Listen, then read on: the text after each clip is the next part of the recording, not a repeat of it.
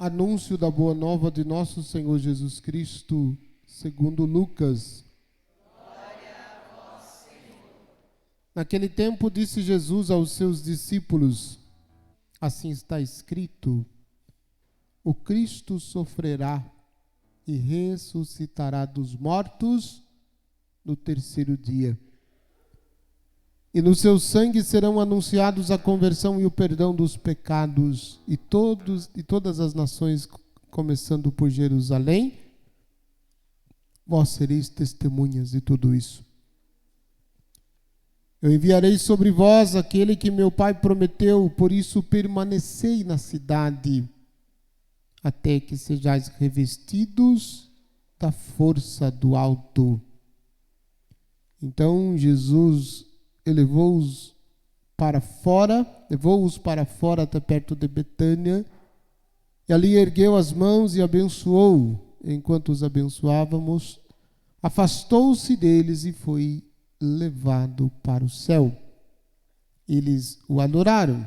Em seguida, voltaram para Jerusalém com grande alegria e estavam sempre no templo, bendizendo a Deus. Palavra da salvação. Glória a vós, Senhor. Que as palavras do Santo Evangelho perdoem os nossos pecados. Que assim seja. Podem sentar.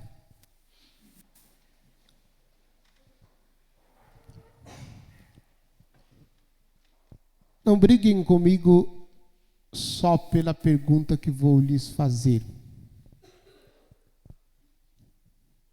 Mas briguem comigo se a resposta da pergunta vocês responderem corretamente. Certo? Entenderam? Você já viu um corpo andando sem cabeça? Ou escuta direito a pergunta. De novo, vou fazer a pergunta. Você já viu um corpo andando sem cabeça? Não? Você já viu alguma cabeça andando sem corpo? Se você não viu um corpo andando sem cabeça e nenhuma cabeça andando sem corpo. Se viu uma cabeça andando sem corpo, chuta que não é cabeça. Parece idiota a provocação e a proposição que o padre está fazendo. Finalzinho da primeira leitura, da segunda leitura, da carta de Paulo aos Efésios, capítulo 1, versículo 22. Sim, ele pôs tudo sobre os teus pés e fez dele, que está acima de tudo, a cabeça da igreja. Que está acima de tudo. Ele pôs tudo sobre os seus pés. Ele está acima de tudo. Ele é a cabeça da igreja.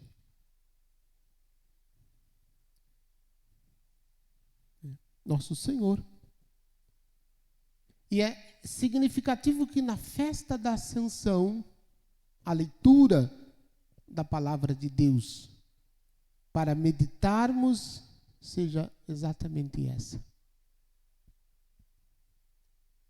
Porque existe eu vou falar tentação. Uma tentação em cada um de nós que somos membros da igreja, de achar ou de pensar que nós conseguimos fazer tudo porque somos bons, porque organizamos, porque somos santos, porque somos capazes, porque somos inteligentes. Mas se nós não buscarmos com toda a força do nosso coração estarmos unidos a Jesus, com atos, com palavras, com atitudes, nós estaremos tentando dividir o corpo. Estamos tentando dividir o corpo de Cristo. Que nós vamos ouvir na festa de Pentecostes, que somos muitos membros, mas um só corpo. Ele é a cabeça da igreja. Ele é a cabeça da igreja.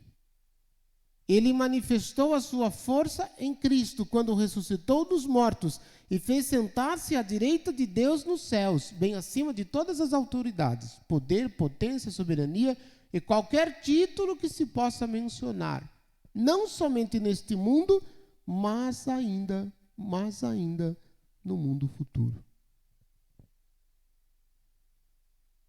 Durante 50 dias, desde o domingo de Páscoa até o dia de hoje, nós contemplamos o ressuscitado falando para os discípulos das realidades do céu, que ele sempre ensinou durante a sua vida aqui na terra. Eu irei, mas não vos deixarei órfãos. É preciso que eu vá, porque se eu não for, o Paráclito não virá. Quando eu for, eu vou pedir ao Pai e Ele vai te dar o Espírito da verdade, que vos ensinará todas as coisas, que vos recordará de tudo o que eu vos disse. Esta foi a promessa dele durante todo esse tempo de Páscoa, que nós vivemos desde o domingo de Páscoa. Convidando os discípulos e convidando a cada um de nós a assumir verdadeiramente o nosso apostolado, a assumir verdadeiramente o nosso discipulado.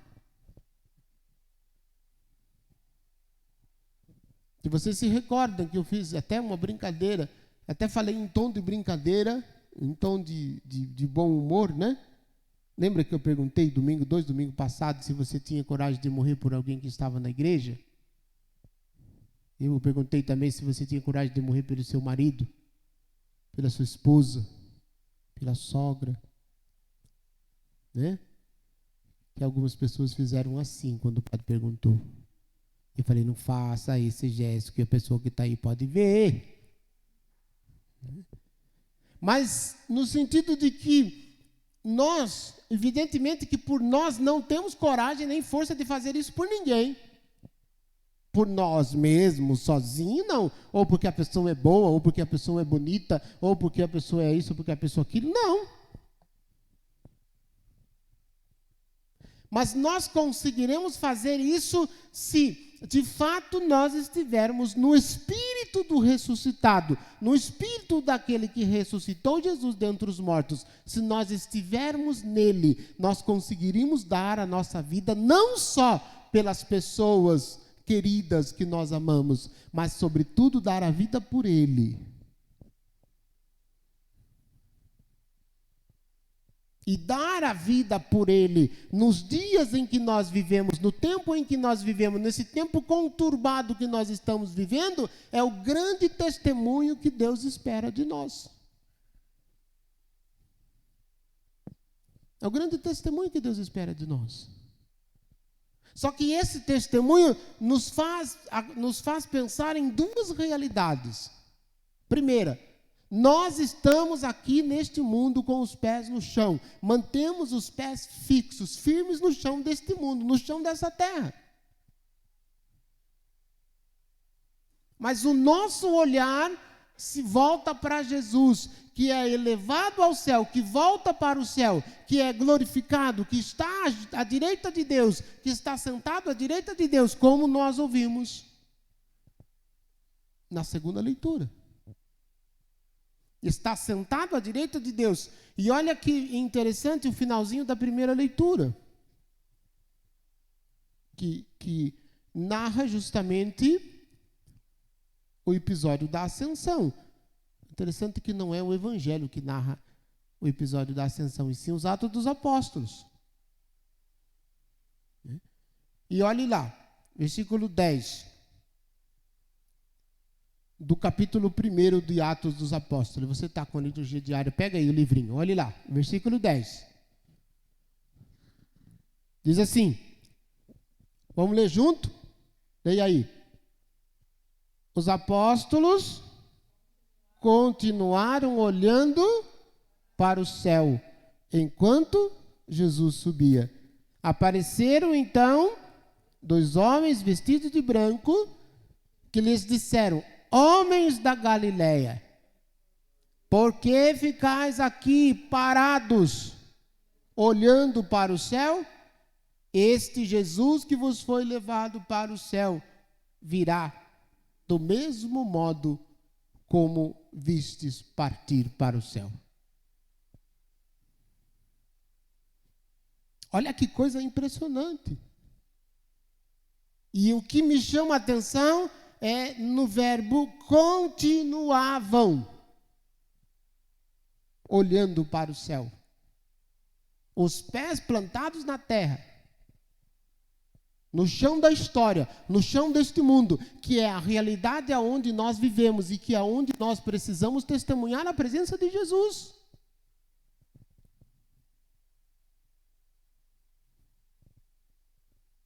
E nós testemunhamos e testemunharemos a presença de Jesus na potência do Espírito Santo, com os pés plantados no chão, com os olhos fixos, voltados para o alto, voltados para Deus. O problema é que muitos de nós estão com os pés nas nuvens e olhando para baixo. E de ponta cabeça. Está invertido o negócio. Se está com os pés na nuvem, não tem firmeza, não tem sustentabilidade, não tem nada que segure, não tem nada sólido. Claro que, metaforicamente falando, né? Não precisa desenhar também, né? Mas como se a gente estivesse flutuando,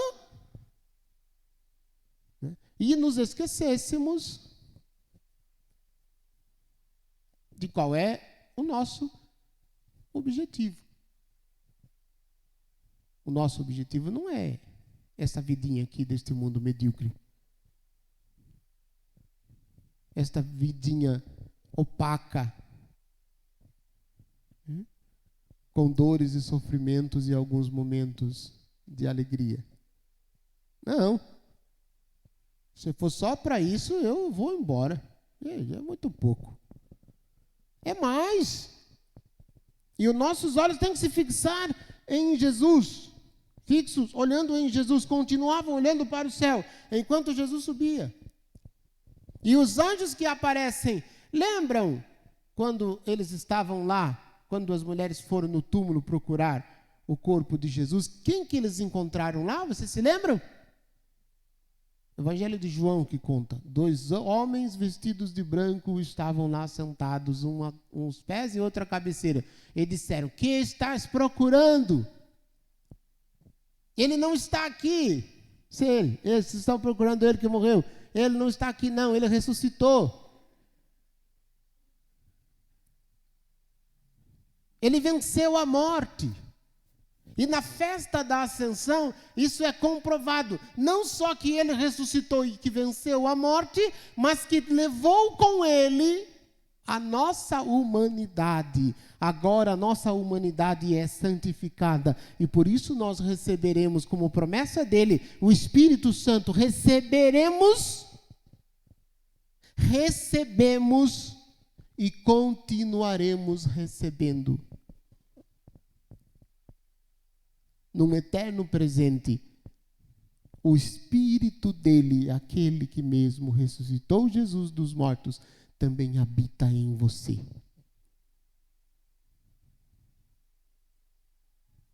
Ele levou consigo a nossa humanidade destruída, maltratada, judiada, ferida.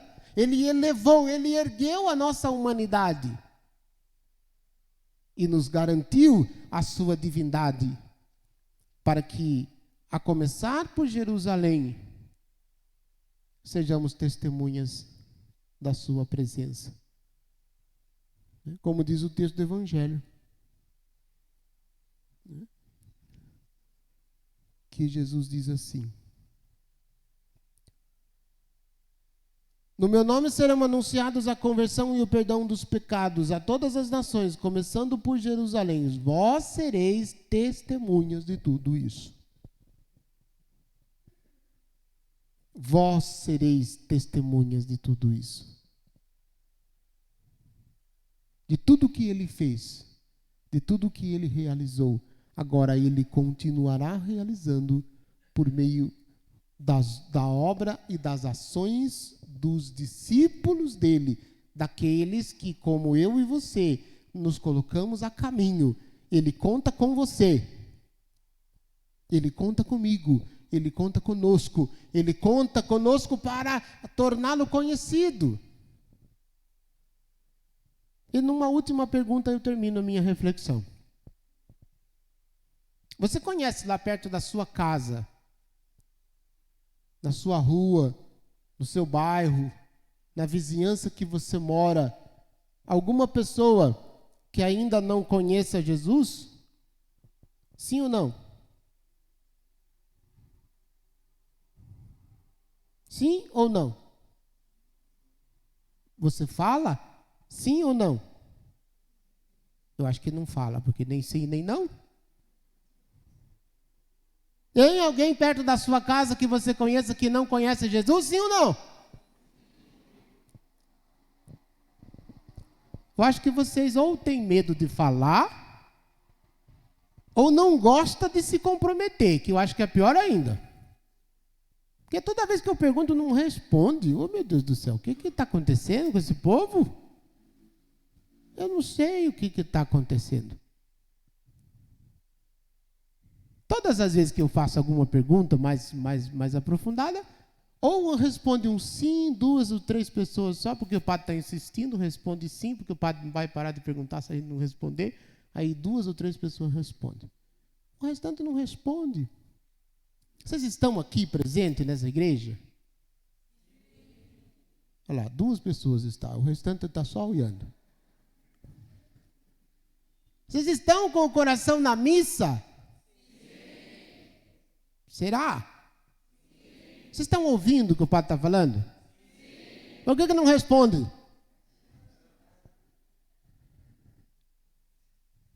Eu acho que não estão ouvindo, porque não responde. Vou perguntar de novo então agora.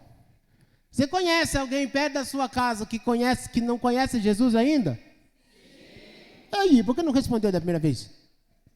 E doeu, foi? Agora, a segunda pergunta não precisa responder. Por que tem gente perto da sua casa que ainda não conhece Jesus? É dessa pergunta que você tinha medo, né?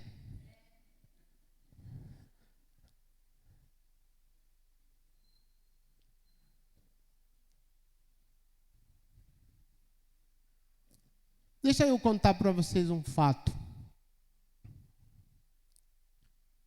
Quem viu o fato comigo vai entender. Acho que algumas pessoas viram o que eu vi. Quinta-feira, eu fui rezar missa lá no Campo Largo. E tem um menino no colo do pai, que ele olhava para Jesus crucificado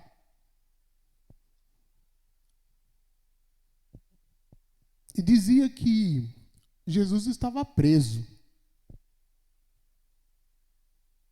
Ele chegou perto de mim, no colo do pai, apontou para Jesus na cruz e disse assim: Padre, precisa tirar Jesus da cruz.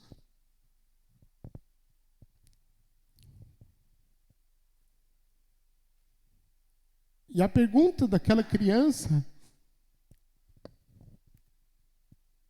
me questionou profundamente.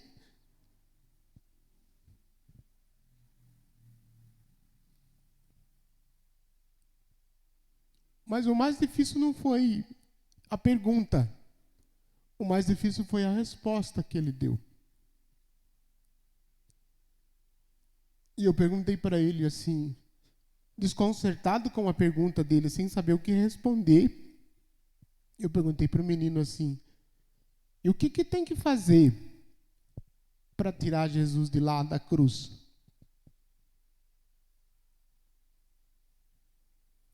Ele respondeu assim: tem que levar Jesus para casa, padre.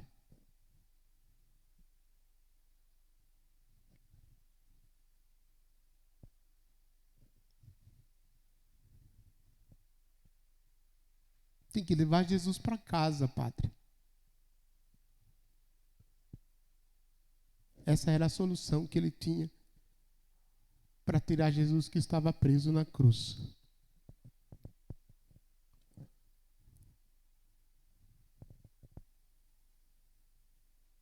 E eu concluí na minha reflexão lá, e também faço aqui. Jesus voltou para o Pai, mas Ele continua conosco. E nós precisamos, de novo, fazer o que disse aquele menino. Quantos anos tinha aquele menino? 3 anos. 3, 4 anos, né? Foi criança. 3, 4 anos. Eu até brincava depois com as pessoas. O que faz Jesus ainda permanecer preso na cruz?